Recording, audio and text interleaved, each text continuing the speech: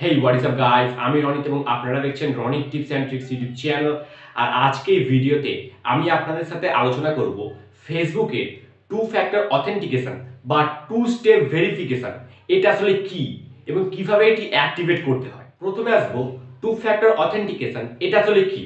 তো ফ্রেন্ডস দেখুন, ফেসবুকে টু ফ্যাক্টর অথেন্টিকেশন হলো এমন একটি সিকিউরিটি প্রক্রিয়া যেটা অন করার পরে আপনার ফেসবুক অ্যাকাউন্ট আর কোনোদিন হ্যাক হবে না। আপনার ফেসবুকে একটা এক্সট্রা সিকিউরিটি অ্যাড হয়ে যায়। টু ফ্যাক্টর অথেন্টিকেশন দুটো পদ্ধতিতে করা যায়। একটা হলো অথেন্টিকেশন অ্যাপ, আর একটা হলো টেক্সট মেসেজ অর্থাৎ এসএমএস এর মাধ্যমে। তো আজকে এই ভিডিওতে আমরা দেখব এসএমএস এর মাধ্যমে কিভাবে টু ফ্যাক্টর অথেন্টিকেশন করা যায়। টু ফ্যাক্টর অথেন্টিকেশন অন করার সময় আপনাকে একটা মোবাইল নাম্বার অ্যাড করতে হয়। ধরুন আপনি ফেসবুকে এই সেটিংটি অন করে দিয়েছেন।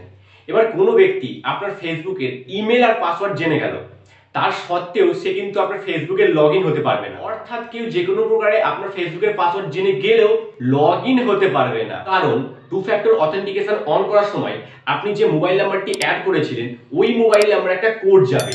ওই কোডটা এন্টার করলে তবেই কেউ ফেসবুকে লগ ইন হতে পারবে, আদারওয়াইজ পারবে না। আর যেহেতু মোবাইল নাম্বারটি আপনার ফোনেই চালু থাকছে, সেক্ষেত্রে আপনি কোডটি এন্টার করে সহজেই আপনি ফেসবুকে লগ ইন হয়ে যেতে পারবেন। তো ফ্রেন্ডস চলুন দেখে নিই ফেসবুকে টু ফ্যাক্টর অথেন্টিকেশন চালু করার প্রসেসটি।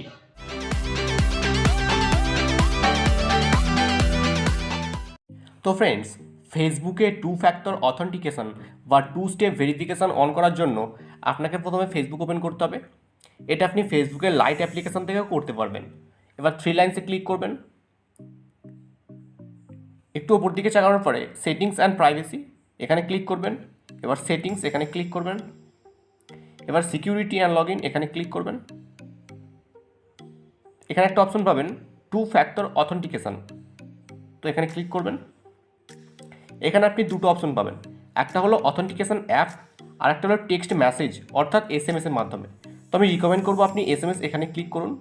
এবার কন্টিনিউ ক্লিক করুন। এখানে আপনি আপনার মোবাইল নাম্বারটি দেখতে পাবেন। আপনি চাইলে আপনার মোবাইল নাম্বারটা চেঞ্জও করতে পারেন। অ্যাড ফোন নাম্বার এখানে ক্লিক করে আপনার মোবাইল নাম্বারটা চেঞ্জ করে নিতে পারেন।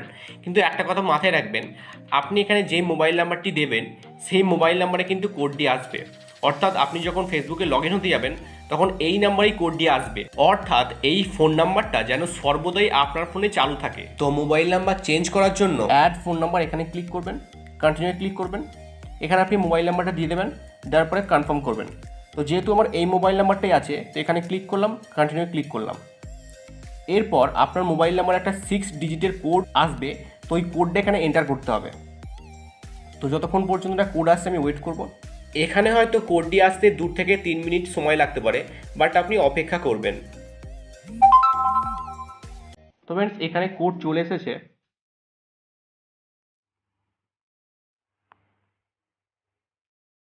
কন্টিনিউ, ডান। তো ফ্রেন্ডস দেখুন এখানে সাকসেসফুলি আমার ফেসবুকে টু ফ্যাক্টর অথেন্টিকেশন বা টু স্টেপ ভেরিফিকেশন অ্যাক্টিভেট হয়ে গেছে। এবার আপনাদের দেখিয়ে দিচ্ছি কিভাবে এই প্রসেসটি কাজ করে।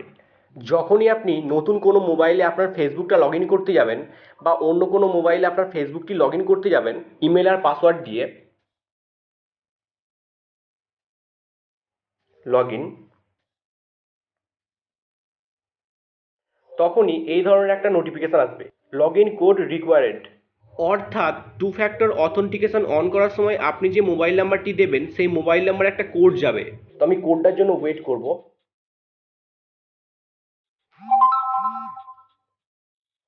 এখানে কোড চলে এসেছে।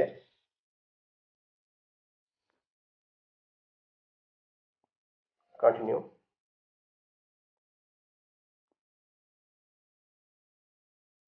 তো ফ্রেন্ডস দেখুন এখানে আমি কিন্তু ফেসবুকে লগ ইন হয়ে গেলাম। এভাবে আপনি যতবারই ফেসবুকে লগ ইন হবেন বা অন্য কোনো মোবাইলে আপনার ফেসবুকটি লগ ইন করতে যাবেন তখনই এই কোডটা কিন্তু আপনাকে এন্টার করতে হবে। তো এর ফলে কি হবে, আপনার ফেসবুকের ইমেল আইডি আর পাসওয়ার্ড কেউ জেনে গেলেও সে আপনার ফেসবুকে লগ ইন হতে পারবে না। কারণটা আপনি দেখলেন, আমি যে মোবাইল নাম্বারটা অ্যাড করেছিলাম ওই মোবাইল নাম্বার একটা কোড এলো, ওই কোডটা এন্টার করতে তবেই কিন্তু আমি ফেসবুকে লগ ইন হতে পারলাম। আদারওয়াইজ আপনার ফেসবুকের ইমেল আর পাসওয়ার্ড জানার পরেও কেউ আপনার অ্যাকাউন্টে লগ ইন হতে পারবে না। তো এভাবেই আপনি আপনার ফেসবুক অ্যাকাউন্টকে সুরক্ষিত রাখতে পারবেন। তো फ्रेंड्स আশা করছি আপনাদের ভিডিওটি ভালো লেগেছে। আর যদি ভিডিওটি ভালো লেগে থাকে তাহলে ভিডিওটিকে লাইক করবেন, কমেন্ট করবেন, বন্ধুদের সাথে শেয়ার করে বন্ধুদেরকে জানার সুযোগ করে দেবেন এবং আমার চ্যানেলটিকে অবশ্যই সাবস্ক্রাইব করবেন। আর আপনাদের মনে যদি কোনো প্রশ্ন বা কোনো সমস্যা থেকে থাকে তাহলে আমাকে ইনস্টাগ্রামে মেসেজ করতে পারেন। ইনস্টাগ্রাম লিংক ভিডিও ডেসক্রিপশন বক্সে দেওয়া আছে। ওখান থেকে আমাকে ইনস্টাগ্রাম ফলো করে নেবেন।